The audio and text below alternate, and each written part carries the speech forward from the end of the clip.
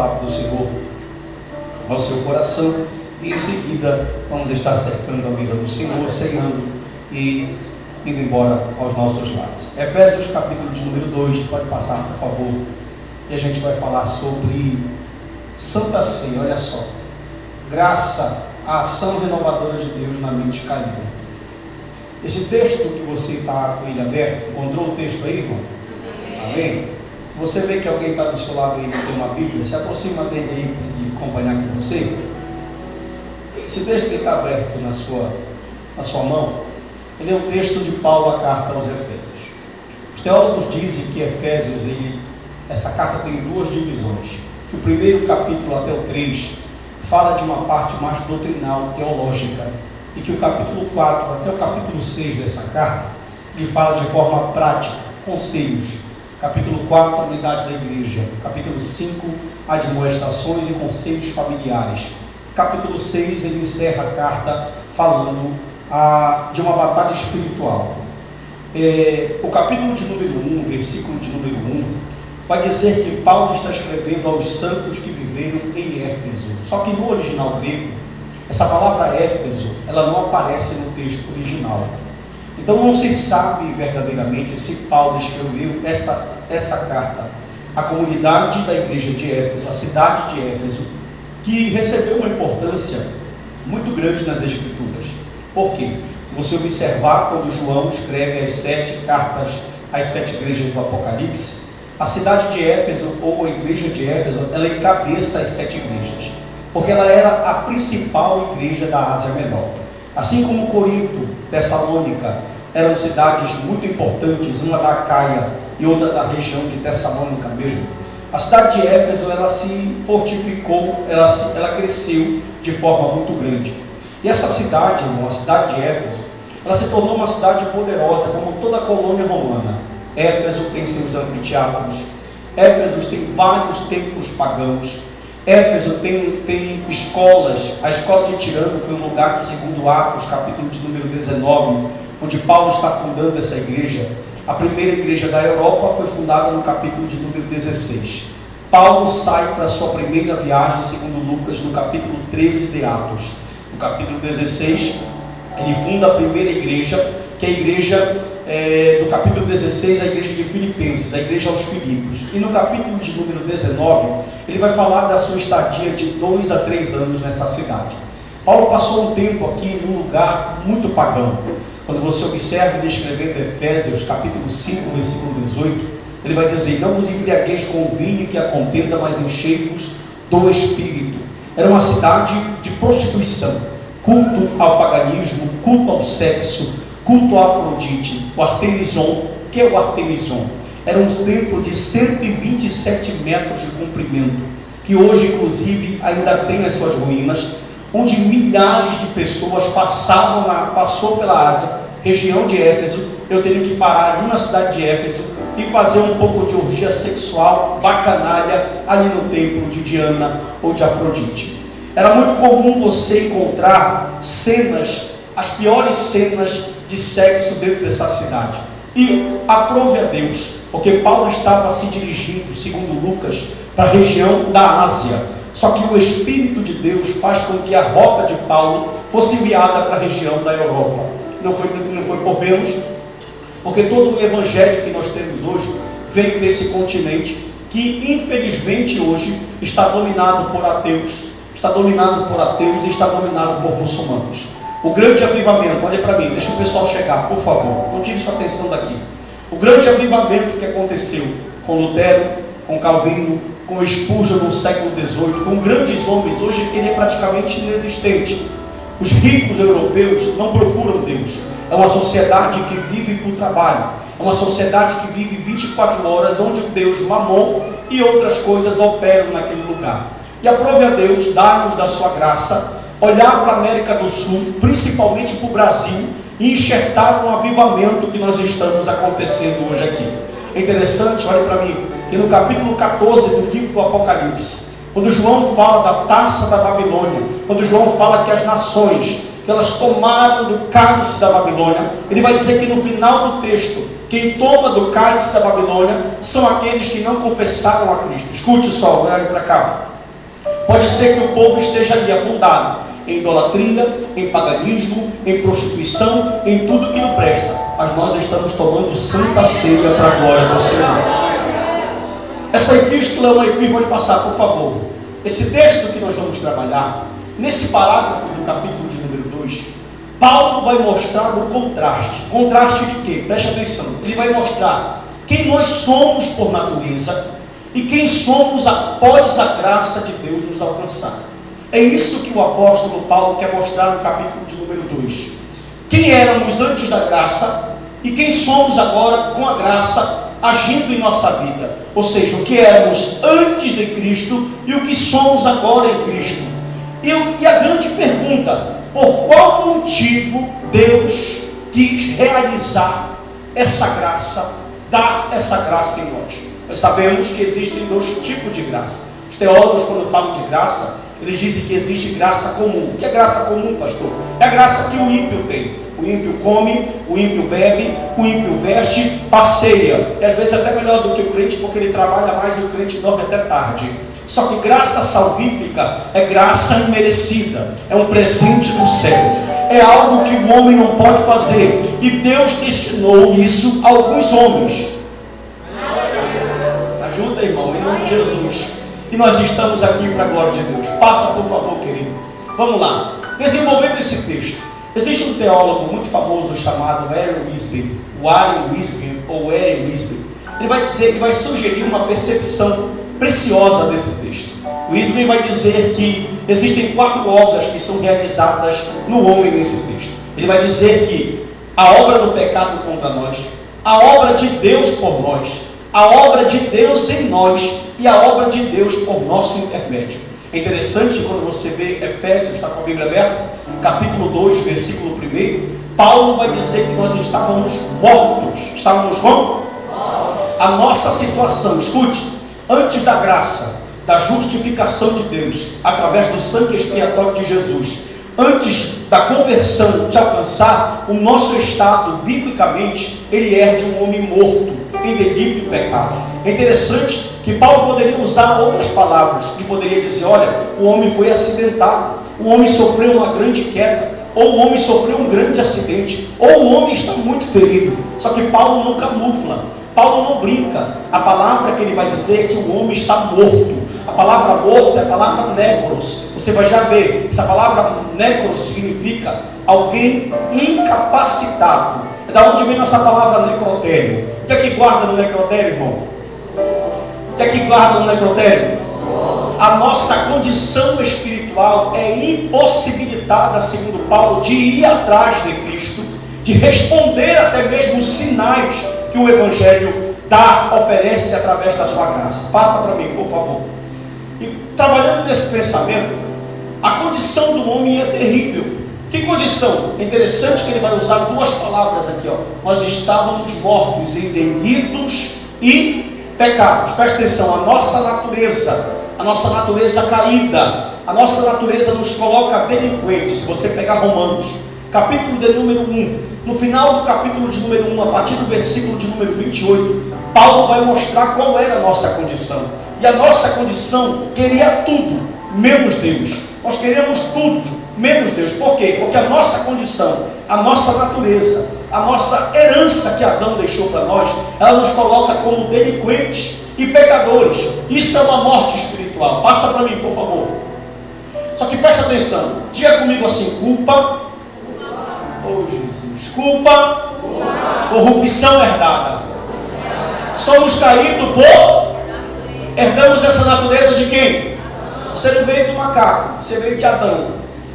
Se você veio de Adão, você já nasceu. Escute só. Você não precisa pecar. Biblicamente falando, você não precisa pecar para ser pecador. Você já nasceu na condição de pecador. Você já nasceu na condição de receber ira. Você já nasceu na condição de receber juízo. Por quê, pastor? Porque a Bíblia vai ensinar que Adão nos deu essa natureza. Olha só, a nossa natureza pecaminosa, caída, nos faz o quê? Delinquentes e transgressores da lei onde eu quero fazer o bem, e uma geração coach, onde as mensagens massageiam o ego do homem, onde a mensagem tenta colocar o homem acima, o homem superior, o homem como querido de Deus. Mensagens onde tentam colocar o homem como pessoas que merecem favor. Ah, Deus tem que salvar, Deus tem que amar, Deus tem que cuidar. Paulo diz: não, vocês precisam de salvação. A natureza de vocês tornou vocês delinquentes, tornou vocês pessoas caídas que precisam da graça. Olha só, a palavra delito é a palavra grega paraptoma. O que significa essa palavra delito no original? Uma queda, dar um passo em falso. E a palavra pecado é errar a nossa natureza caída nos faz errar o abrimão por si só. Se não tiver uma ação de Deus, nenhum de nós, inclusive o que vos fala, estaria aqui nessa noite. Por quê? Porque olha só a luta que nós temos. É interessante que ele vai falar, e nós já vamos ver, de uma luta contra o mundo, contra o sistema e contra o diabo, sem dizer que ainda entra a nossa carne. É interessante que Paulo vai falar que nós levantamos da manhã. Escute, a nossa natureza, ela não levanta querendo orar. A nossa natureza, ela não levanta querendo ler Bíblia. A nossa natureza, ela não quer ter só um marido ou uma mulher. A nossa natureza não quer viver como a sociedade diz, de forma digna. A nossa natureza não quer cumprir lei. Por quê? Pergunte, por quê, pastor? Porque você é caído.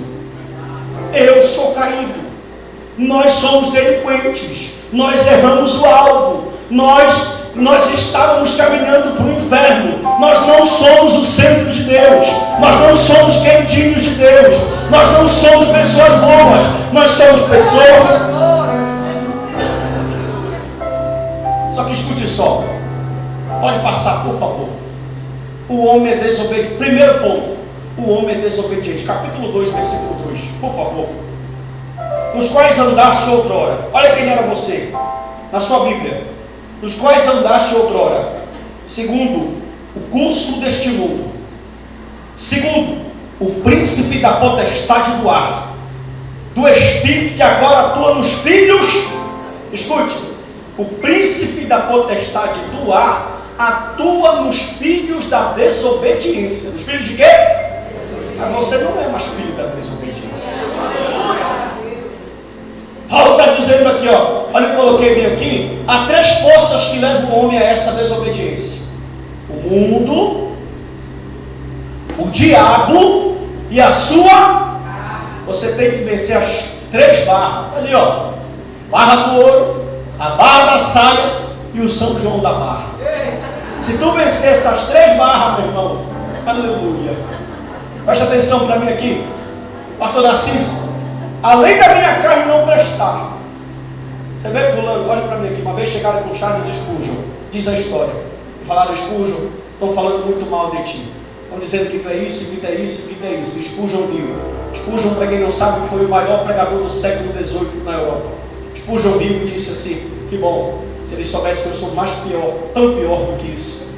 Ou seja, nós somos ruins. Os monges, na Idade Média, foram para os monastérios e se trancaram, porque eles disseram assim: se a gente não conviver com essa sociedade podre, a gente vai viver em santidade. E lá eles descobriram, trancados nas cavernas, que o problema não era a sociedade.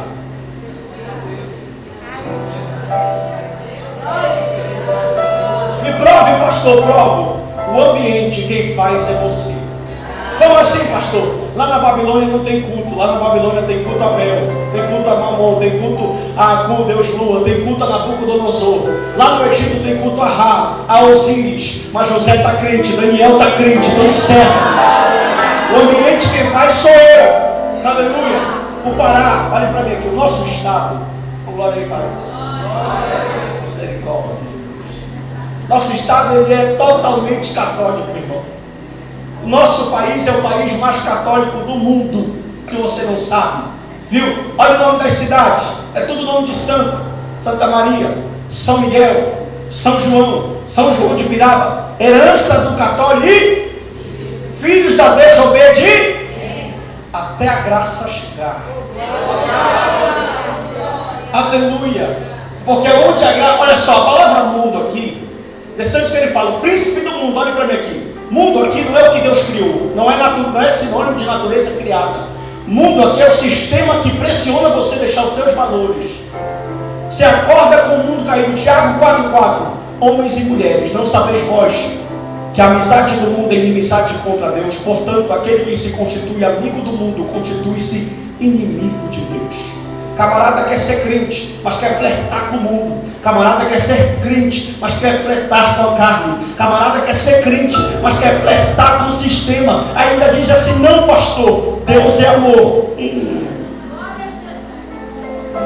Usa texto isolado para viver uma vida prática de pecado. Usa texto isolado para camuflar os seus defeitos. E Paulo está dizendo, ei, vocês são mortos, delinquentes, vocês vão receber ira de Deus. Meu Deus, escute isso aqui. Segundo ponto, repita comigo assim, o diabo, o espírito que atua nos filhos da desobediência, é o adversário. É tão interessante que Paulo não vai negar isso, que ele vai dizer no final da carta o quê? Ponha toda a armadura, se revistam da armadura, capacete, escudo, coraça, espada, sandália, porque nós estamos numa batalha espiritual. Irmão, como é que tu vai vencer alguém que é mais inteligente do que tu? Alguém que está antes do mundo ser gerado, alguém que viveu e conhece como é o trono de Deus, que é o principado caído, e tu nem vê para completar. Pode passar. O homem é desobediente. Terceiro, o que é carne, pastor? Carne nesse sentido aqui, irmão, não é o teu corpo, mas é a natureza caída que deseja controlar nossa mente e corpo, levando-nos a desobedecer a Deus. Olha para o seu irmão assim, ore, e diga assim, ore por favor, e diga, você pode orar. Uma semana, no milho, no monte, a tua carne não converte. Você lembra que eu falei terça-feira passada aqui? Que a intenção é moral, mas a tentação, ela é o que? Hormonal. Ela é da natureza, ela é biológica. Você vai ter que conviver com a sua carne, lutando contra ela até Jesus voltar. E como é que vence a carne? Vou te mostrar como é que vence a carne. Cadê? Dá aqui o telefone aqui, ó. Acorda de manhã cedo. Acabou, glória? E fica lá, ó. E fica. Quer vencer tua carne? Fica te enchendo de novela da Globo. Quer vencer tua carne? Fica falando mal da vida dos outros. Quer vencer tua carne? Olha o que Jó falou, olha para mim aqui. Jó disse assim, Senhor, eu vou fazer uma aliança com os meus olhos, e eu não vou fixar os meus olhos em nenhuma virgem. Porque o mundo tem concupiscência da carne, tem concupiscência dos olhos. Meu irmão, a única maneira, escute só uma coisa, olha para mim aqui, tem pessoas que estão aqui agora me ouvindo, em casa também, que tem ministério, que tem chamada, mas daqui a pouco vão estar fracas na fé novamente. Meu Deus, pastor, o senhor está doido, o senhor está me amaldiçoando. Não, estou falando como prática de vida e de pastorado. Por quê? Porque não oram, não tem vida espiritual com Deus, não lê a Bíblia, e a única maneira, existe um tripé, escute, existe um tripé para você ter uma saúde espiritual. Primeiro, diga a Bíblia, tem que ser todo dia. Escute só, quando você chega aqui no culto, e o irmão está cantando, a banda está cantando, a bateria está tocando, a irmã está se acabando aqui em cima, e você não sente nada, você está seco, por quê? O que tem no teu pote vai dizer o que você é. Segundo ponto, oração. O camarada é cristão, mas só ora quando vai dormir. Até quando vai comer, só ora depois que comeu. Está cheio de Senhor, obrigado. Terceiro ponto, congregar. Eu te desafio, se você não congregar, você morre. Ah, pastor, mas eu congrego no YouTube. Mas se você congrega no YouTube, você não pode orar o Pai Nosso. Você vai dizer assim, Pai meu que está no céu, porque Pai Nosso só pode ir junto. Se você congrega no YouTube, você não pode descer as águas. Se você congrega no YouTube, você não pode sentar à mesa.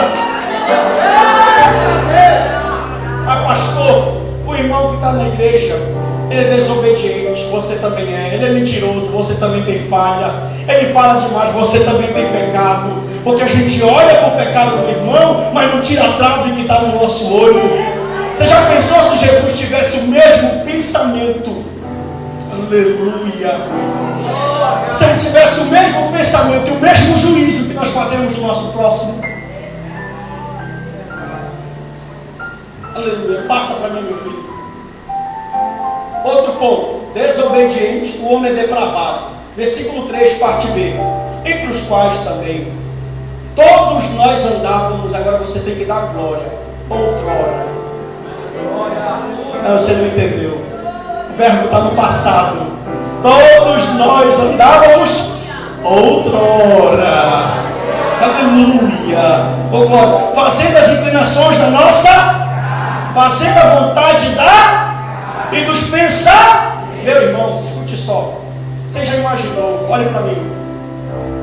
Às vezes a gente reclama. Não posso fazer isso. Não pode. Você já imaginou se Deus deixasse tu fazer tudo o que tu pensa?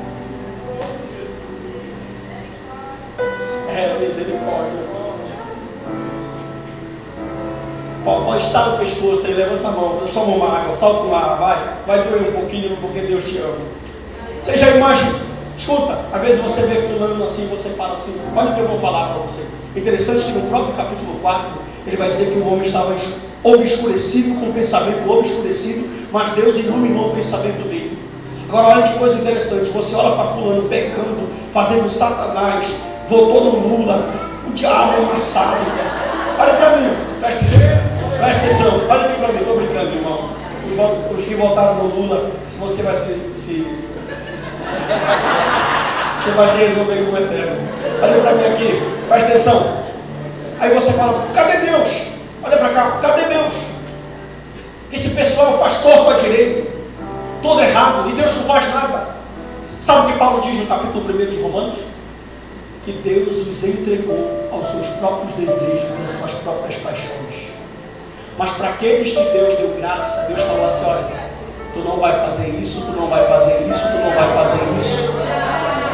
Levante a sua mão, a mente de vocês é nova, porque quem está em Deus, nova criatura é.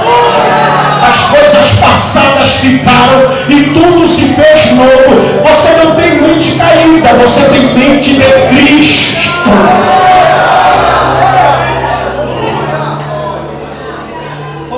Aí Paulo vai dizer assim, fazemos a vontade e desejo da nossa natureza caída.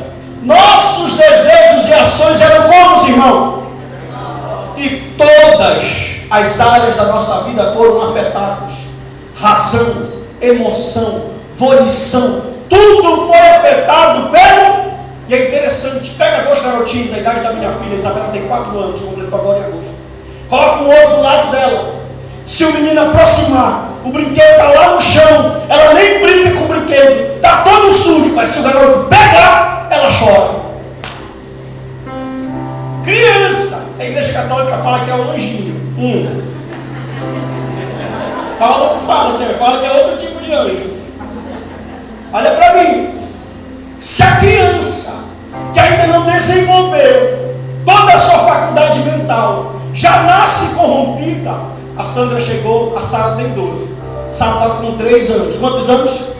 A Sandra deixou o shampoo aqui no banheiro. Falou, Sara Melissa, não use esse shampoo. Sara Melissa entrou no banheiro com 3 anos, pegou o shampoo, jogou todo na cabeça. A mãe veio, entrou, falou, Sara, tu usou o shampoo? Ela falou, não, mamãe, a cabeça só espuma. Pergunto, quem ensinou Sara Melissa a nascer? Defeito de fábrica. Está na natureza. Outra coisa, quando o homem vai inclinando, quando o homem vai crescendo, ele não vai querer ir para certo. Aí os filósofos entram. Não, porque o homem é um meio que ele vive. Se ele estiver no meio de pessoas finas, chique, os maiores ladrões estão em Brasília.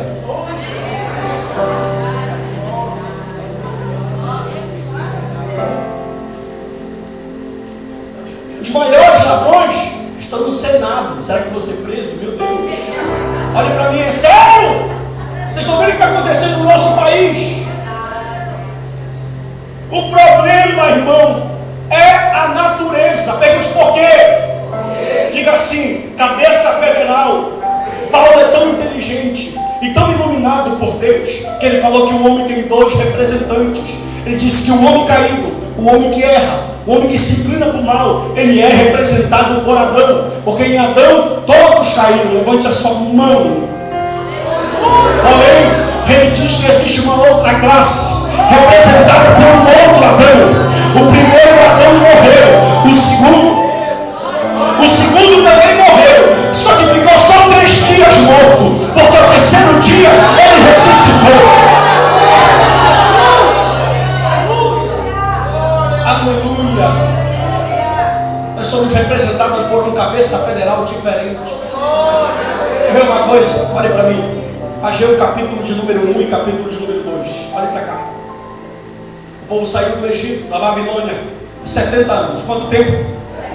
Sem culto, sem sacerdote, sem vigília, sem sinagoga, sem ensinamento, sem nada. Cativeiro, que Deus falou na boca de Jeremias no capítulo 25 e no capítulo 35. Passou um tempo. O templo que foi construído por Salomão era uma pérola que eles batiam no peito. E como eles eram muito territoriais, existem 3 festas anuais em Jerusalém até hoje. Desculpe, e não interessa o lugar que você esteja geograficamente falando no mapa, você tem que subir para Jerusalém para festejar Tabernáculo, Pentecoste e Páscoa. Então não interessa, porque eles pensavam que Deus só estava naquele templo.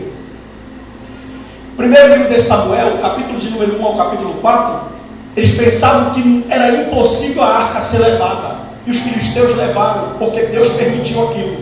Só que quando passaram na frente daquele templo que foi destruído, ou melhor, quando estava pronto, olha para mim, irmão, olhavam para aquele templo, Wesley, e falavam assim: meu Deus, que casa é essa? Aí toda uma história, Davi, Salomão, Moisés, o tabernáculo, meu Deus, que casa é essa? É a casa do Deus que abriu o mar vermelho. Contava as histórias de Israel e os judeus se gabavam. Passou o tempo, quebraram tudo, mataram todo mundo, mataram mãe, pai, filho, tiraram as crianças da barriga das mulheres, destruparam as moças. Acabou, passaram 70 anos e voltaram. Só ruína, só o quê? Olharam para o templo e falaram assim: não é essa aí que é a casa do Deus que abre o mar vermelho? Não é essa aí que é a casa do Deus que não perde peleja? Escuta, o primeiro templo é Adão.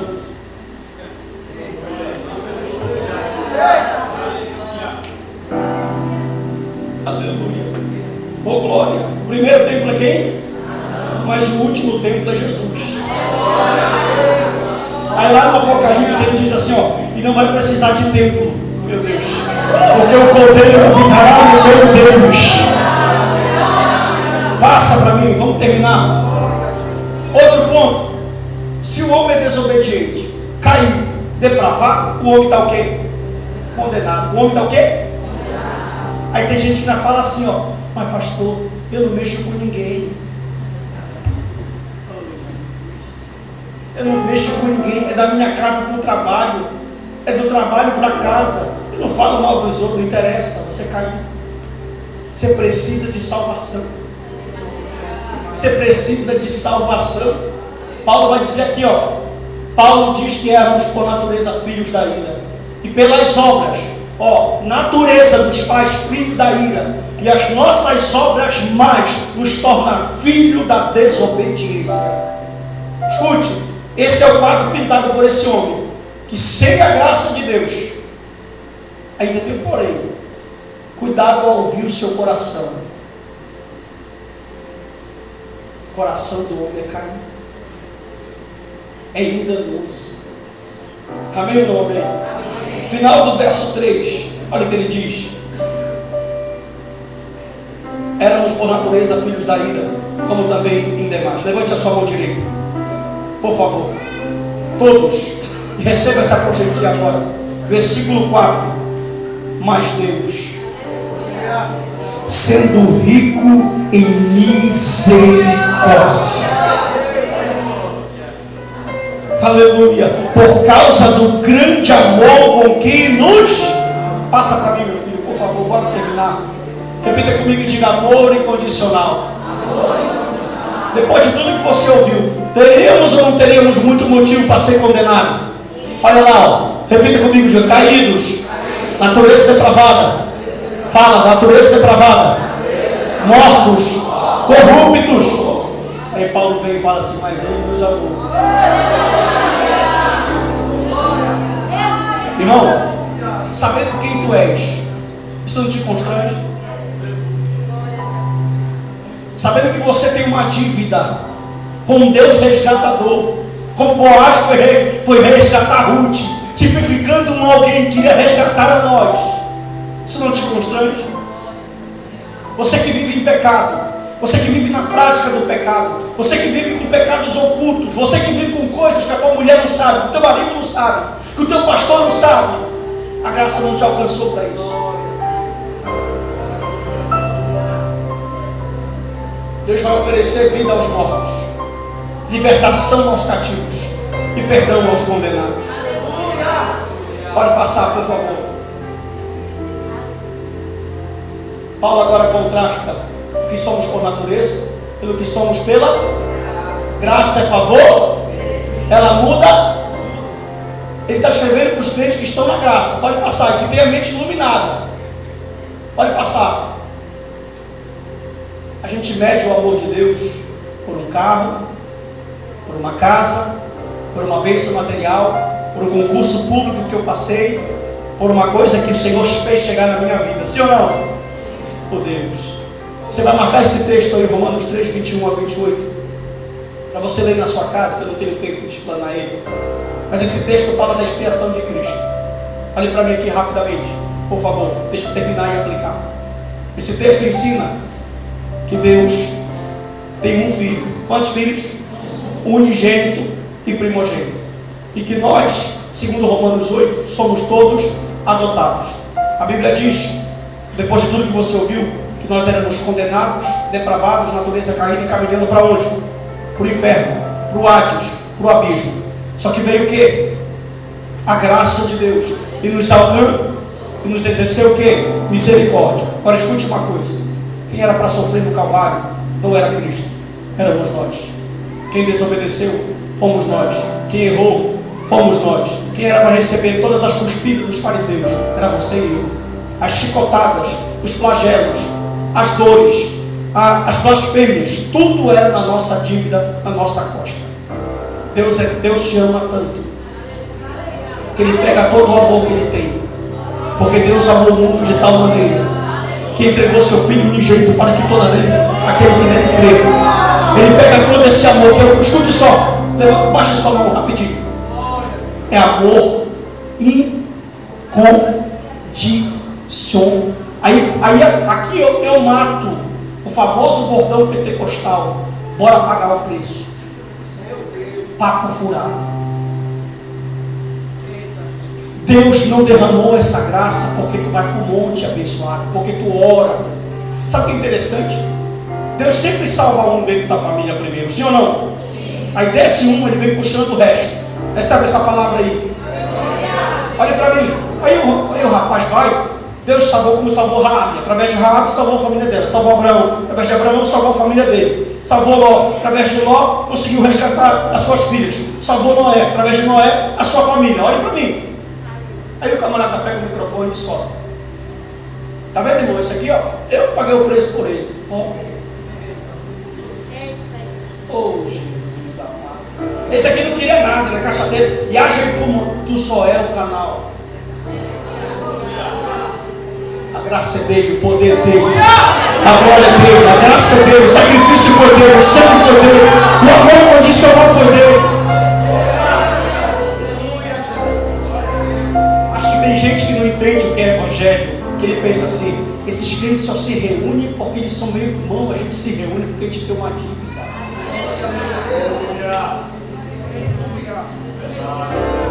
A gente se reúne porque tem um débito que nós não poderíamos pagar. A gente se reúne porque esse amor não é porque o olho é verde.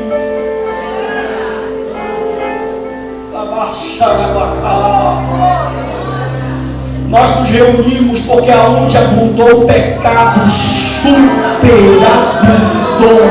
a graça.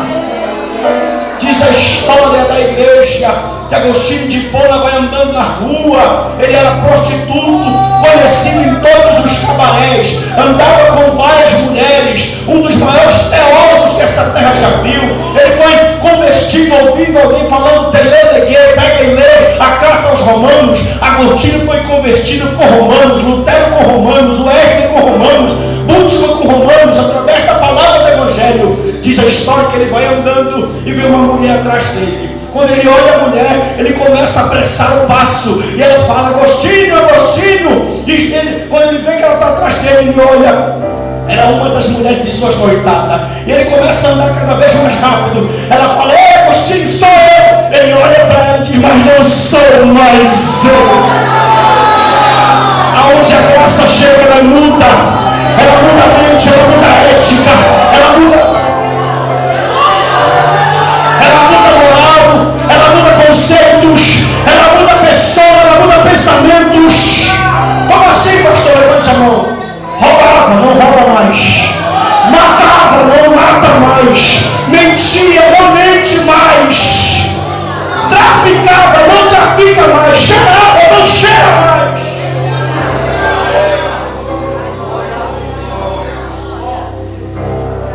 Quer ver uma coisa? Olha para mim. Se tu não der glória nisso aqui, é porque a graça não te alcançou, não é possível.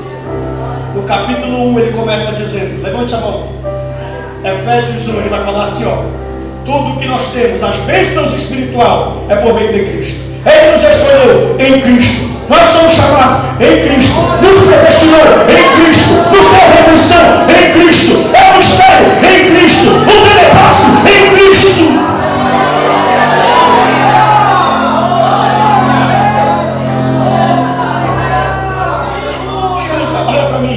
Vou para cima agora, olha para cá. Marcos capítulo 13. Quando Jesus está na frente do Monte das Oliveiras, olha para cá. Culto de Santa Ceia. Está com pressa de ir embora, irmão? Olha para mim. Jesus vai.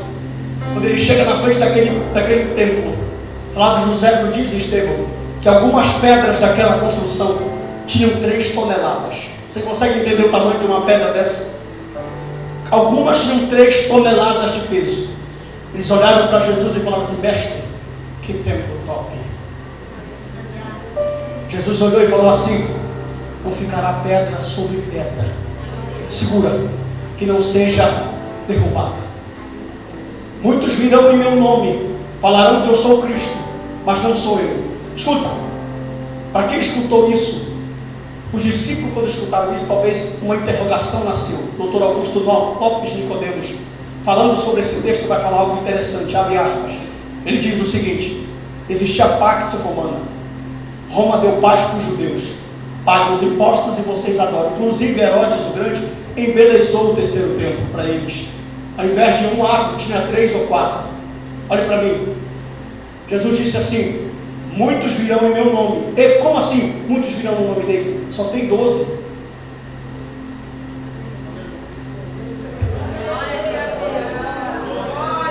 Atos 4 e 5. Doutor Gamaliel tem uma nova seita. Você sabia que tinha chamado de seita no começo? Olha para mim. Ele falou assim, deixa para lá. Lembra de Judas com seus homens? Cadê eles? Lembra do outro que apareceu com seus 400? Aí ele abriu a boca. Se isso não for de Deus, daqui a alguns anos, algum tempo, ninguém fala mais desse Jesus. Mas se for, olha para mim, passa-se 2000 anos, maior religião do planeta Terra. O povo ruim da glória, entendeu? Passa-se 2000 anos, o calendário mundial, 70 antes de Buda, 80 antes de Maomé, 40 antes de Cristo, 60 depois de Cristo. Gálatas 4:4, porque na plenitude do tempo, Deus falou, vão lá egípcios, preparem toda a matemática e ciência. Vão lá babilônios, preparem toda a agricultura. Vão lá gregos, tragam toda a cultura. Vão lá romanos, preparem as estradas, que ele vai andar nas estradas. Quando o mundo estava preparado, Gabriel desce, vai lá em Nazaré, Agraciada é tua e tuas mulheres. Levante a sua mão. O meu filho vai nascer. E é tão impactante. Levante a mão. Que quando ele aparece, Herodes ouve a notícia. Nasceu o rei dos judeus. Escuta. Como assim? O homem fica nobre, irmão Paulo. Por quê? Porque ninguém nasce rei. Para ser rei tem que ser príncipe. E quando ele escuta que alguém nasceu rei, ele diz: se alguém quer tomar o meu trono. Mal ele sabia que o trono dele não é desse mundo. E está acima de qualquer principado.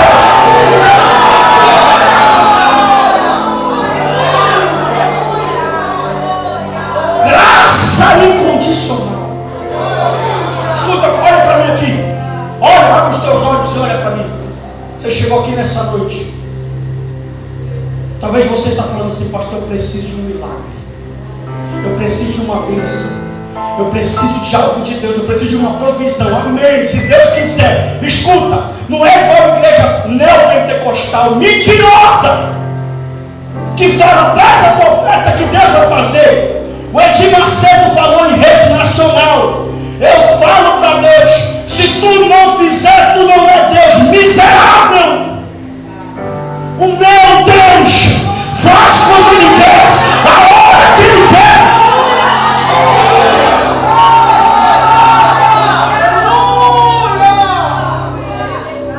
A palavra que você precisa ouvir nessa noite, sabe qual é? Levante a mão.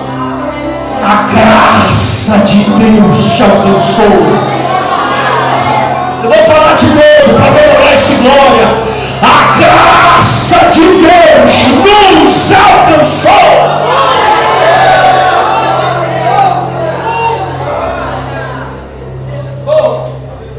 Pode passar para terminar. Versículo 5. Agora que a graça de Deus te alcançou, oh glória, Ele nos tira da condição de mortos e nos dá o quê? Pela graça sou. Não seremos mais dominados pelo pecado. Não seremos mais inclinados ao desejo da carne. Nossa mente agora é sã, é regenerada. É mente de quem? Passa, meu filho, pelo amor de Deus. Não temos mais o entendimento. Não temos mais mente obscurecida. Não andamos mais nos nossos pensamentos. Pode passar. Ela passará pelo processo do amor. Você foi eleito, chamado antes da fundação do mundo, regenerado pelo sangue, pelo poder do Espírito, convertido pela fé e arrependimento, justificado pelo sangue do Cordeiro, adotado pelo poder, pela família de Cristo, está na santificação, vai perseverar até o fim. Se morrer, não tem problema, não apostata mais, já está esperando o arrebatamento, e até o céu rasgar. Amém ou amém? Existe alguém entre nós que quer sair do mundo e quer vir para a graça?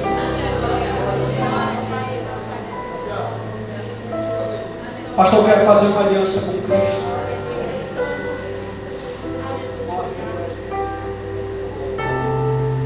Por favor. O pão. Mateus 26, vamos ceiar.